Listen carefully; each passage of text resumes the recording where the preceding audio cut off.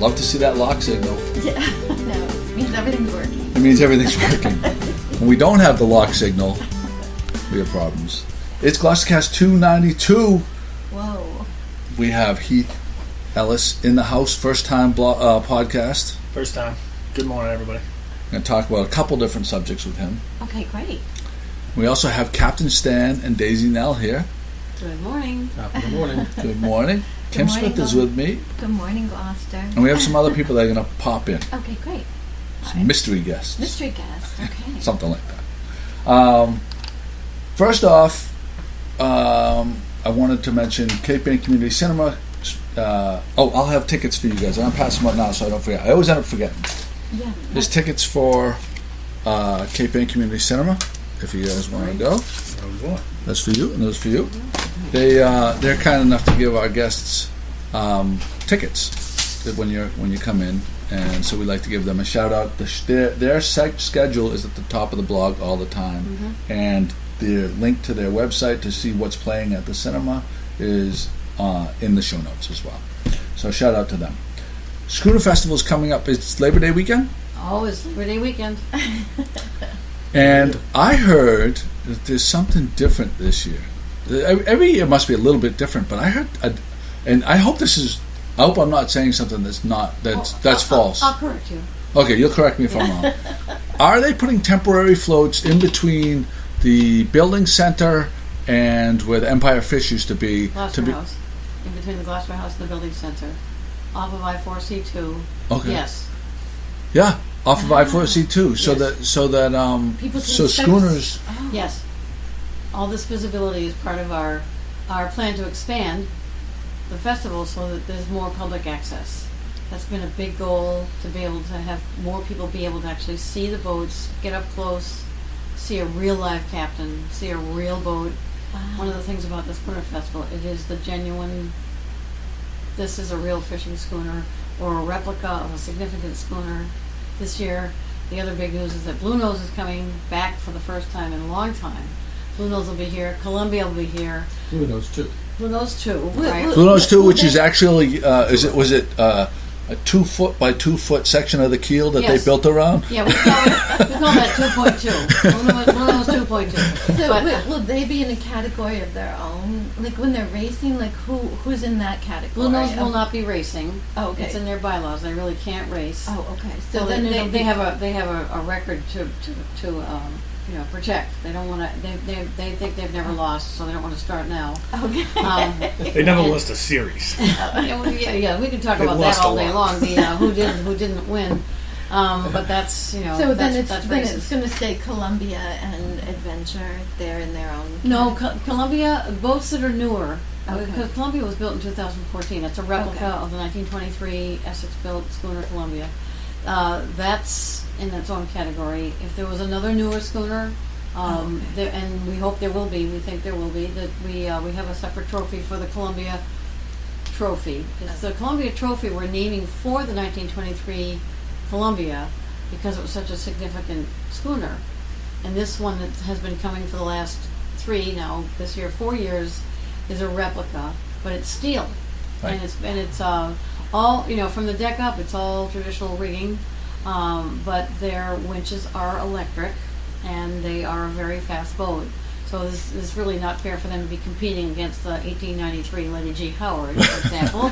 Although the American Eagle, built in 1931, they think they could probably beat Columbia with the right wind. But that's the Columbia Trophy, Interesting. and the rest of them race for the Esperanto Cup. He's just shaking his head. Not a chance. No, I mean, we're talking bragging rights here. Yeah. This is schooner captains. The American Eagle used to offload fish here.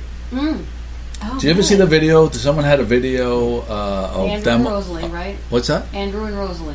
That was the name of the boat when she was a dragger. The American Eagle? Yep, she was a dragger. The American Eagle took out here, the Piscatello family. Yeah. It was, well, it might have been that name before it was the American Eagle, but when before it got sold to become a schooner, back into a schooner, it was the American Eagle. Right. And we have video of, I think it's early '80s of them, of the Today Show. Oh, my I Uncle think I Charlie have and seen my that, yeah. father offloading them right out front here. But they did a really nice job with that boat. And that's why John Foss, the captain, that's why he brings American Eagle back every year, even though there's a Windjammer days are happening right in his neck of the woods in Maine, Camden Schooner Days. It's a big deal there, but he loads up people from Maine, takes them across state lines, brings them into Gloucester where they're captive for the weekend, and he feeds them lobster, and he has them join the parade, and they go out and race. They do really well. He's a really wonderful guy, and so he wants to be part of this Gloucester scene every year, which is really great. It's tremendous. Big trip. So he does an overnight. He gets here. He has a big lobster bake on Saturday night, and then they're here for the parade and the race, and then they go back to Maine after the awards. So that those new temporary floats, how they are just. Are they going to be floating without a gangway, ramp, or is there going to be, or is people going to be able to get on the boats from that? There is a temporary, there is a ramp down there to get to the concrete floats that are already, there's a pier, and then there are some floats. There are some fishing vessels down there. We're building a little wedge, and then we're building these 240 feet out in sort of an angle. There'll be all that linear dock space on the inside and the outside, and yes, people will be able to get down there. Some boats will be open for deck tours. It'll be accessible through the existing ramp. Right. Okay, that was the question. There. Yeah. So it's not going to be floating in the middle. That they'd have to get. No. People will be able to get down there to check out those boats. No, there'll be spud barges. They're attached with those, things that look like telephone poles that stick into those. Oh, I got you. And yeah. so those go in with a right into the mud. Yep, they go right into the mud. So, and that's why one of the reasons why Beauport Hospitality Group was gave us the money they gave us this year. They're our main sponsor, and that was to help us expand the festival, not just for the floating piers, the new floats. And they're just temporary. Beauport Hospitality Group, Jim Davis, the guy that built the hotel that so many people railed against. Well, you know what? What do you mean? You're telling me that they're doing more for our community? Those terrible people that employ all those people and built that beautiful hotel and provided all those jobs. You mean to tell me that they're bringing more? They're giving more money to our city. What horrible people! They wanted to make sure that people. They like the idea of our education initiative.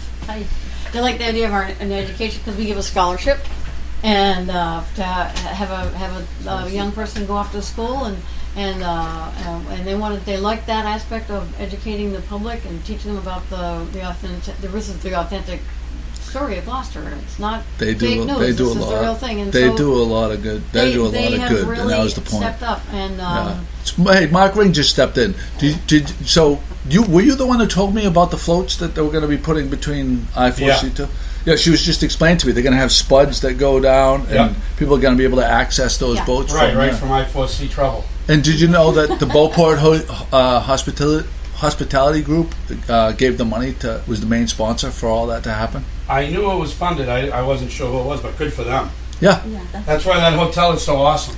That was what we were just talking about. About that. Yeah, how horrible those people are that donate money after money after money to what's cool, fix up all the athletic fields Bring and all those everything people else. to town with pockets full of money and they leave empty. I know. It's just unbelievable. Well, no, that's great that we have obviously other local sponsors, the Dusky Foundation, the Fourth Ipswich Bank, and Institution for Savings. A lot of really generous people, local sponsors, restaurants. It's one of the best festivals in the whole north of Boston. And it is. I think what the whole point is too is that we're trying to have it. Yes, it's a festival for one weekend out of every year, but it has a ripple effect. Pardon the metaphor, but it has a ripple effect throughout the entire year because people learn so much. The boulevard on Sunday morning is just jammed with people. They want to learn what it is. I mean, every year people say to me, come on, what is a schooner? What is a schooner? I mean, I've heard the name and so forth. And so I explain all that. We see the boats. I don't load them down with history, but we give each boat that has their moment when they come by. But people love this. This is our cultural heritage. On many different levels. And there's so many different ways to enjoy it. If you're a photographer, There's no more There's no visually more- stunning weekend to be in Gloucester than this weekend, Yeah. than Schooner Festival weekend. Right. Yeah. To participate, a lot of people don't know. A lot of these boats. Are you going to be offering people could pay to actually participate in the race? Absolutely. We sell tickets to be on the boat and part of the race. I can't imagine. I wish I didn't have to work that day because it would be so much thrilling. fun. It's thrilling. Thrilling. Yeah. And Kim's videos when she does the videos. Oh, yeah. And it is so. It's like, is this like a Pixar animated? Can this really be happening? These yeah. boats crisscrossing, and when you're looking at it, And the sails and the, And you know, all that. And, it's and, incredible. And of course, you know, for the Brit, the water cannon and the cannons fired off, and then you know, the excitement of people being able to get out to Eastern Point and see the races. I mean, you know, people always make fun of a sailboat race, saying it's like watching paint dry. You know, it's not thrilling, but we designed the race to be shaped more like a paperclip than a triangle, meaning you can go out, if boats go out and back, so it's a spectator race. Yeah. You go out and back, and everybody's so into it. And, you know, yes, it's competitive, but it's you feel like you're in the middle of one of those movies like Windjammer, where you're there, the sails are filled with wind, and people are on the edge of their seats, and you pass each other by, and it's, you know, you're seeing people just having a experience of a lifetime. So my recommendation, like, I would pause the podcast at this point. I would go to www.schooner.org, and I would purchase tickets to get on Heath's boat for the Schooner Festival for the race, especially. What is the name Absolutely. of Heath's boat? The Thomas E. Lennon. Oh, good to know. Yeah. Well, the start of the race is probably the most exciting part because it's not like a car race where everybody stops and then goes. It's a full-on running start where everybody's trying to be in the same spot of the race course at the same time going full speed to get the cleanest air. And so you have a couple dozen schooners converging on that point while a cannon goes off. Yes. It's pretty exciting. And that is from when you're standing at Eastern Point, right? That's what That's what you very can see beginning. if you're at Eastern Point, or if you're in a boat. There'll be some other, you know, that we try to keep it clear of boats that aren't participating, because there's always somebody who thinks I must be a schooner even though I have pontoons, but we do try to keep people off the starting line. Was it a couple years ago when there was like a ton of wind? What was it like that? It was- 2 or 3 years ago? Yeah, it And was, it was a big lot sea of kicked wind. up, too. Yes. Oh So my we God! were putting the bowsprit under the water Yeah. on the land Wow. a few times. So Yeah.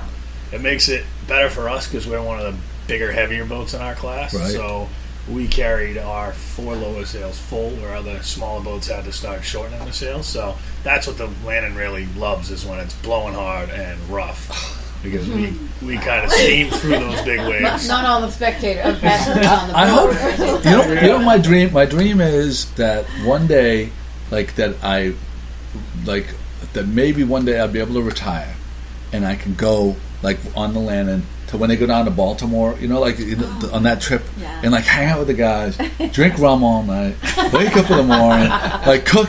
You know what I mean? And then We can make that happen. Then roll into the Make that city. dream come true. Roll into the city and just I want that.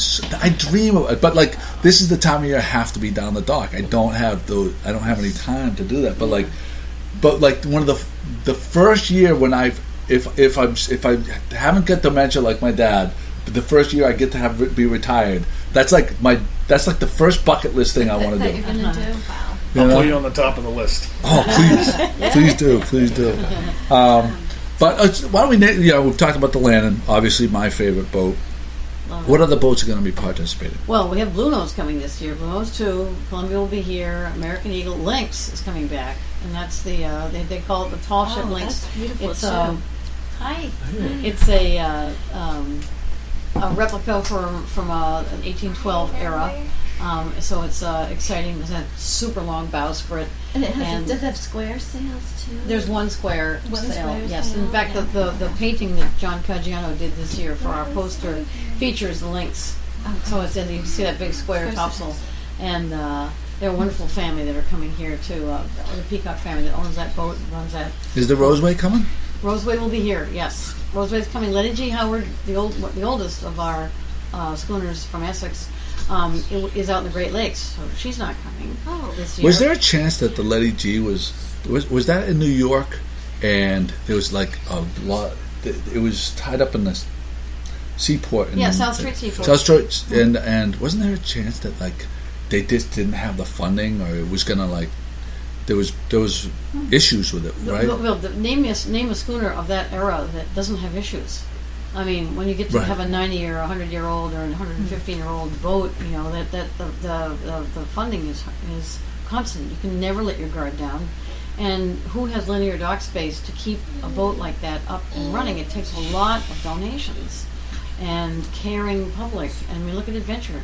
And if there was a time when another schooner could have come here and been another Essex schooner that needed funding, Adventure would have been would have sidestepped, and that can't happen. I mean, it's we have an obligation with Adventure here. So if there was ever a chance that Letty G. Howard had to find another home, same with Ernestina, it would take a whole different pocket of money. And it's hard enough, all these big schooners are dependent upon people caring enough to preserve the history. That's why I always give props to Heath and Tom and Harold, because Harold.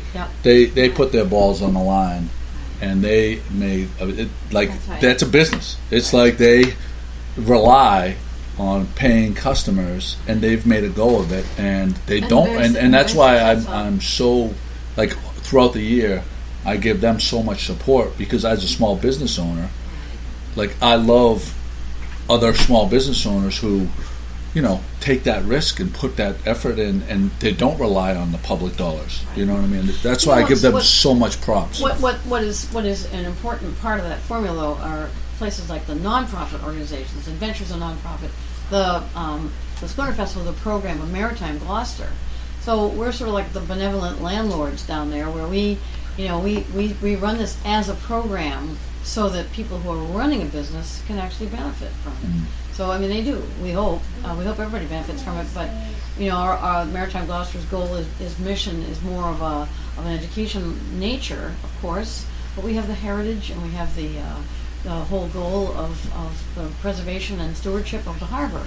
And this is part of the story, but this is a much sexier part of the story, to see a gorgeous schooner going by and to have all the excitement and the flags are flying during the weekend for Schooner Weekend, and it gives us a chance to just all of us to celebrate who we are, what we did, how we got here, and how we can keep it going. Can you run down what the days of, like, what are the big, what are the best times, the days and times for people to come to see different Here things? It is in a nutshell. The 31st of August, Friday before of Labor Day weekend, Blue Nose arrives. There'll be a whole flotilla of boats coming in. People will be chartering boats that charter. You can probably take a ride on one of these boats if you look up their website. I know Luann is taking people out. I'm sure Does Schooner Festival have a website that has yes. this? Okay, so I'll link to that as well. GloucesterSchoonerFestival.net Yep. and MaritimeGloucester.org.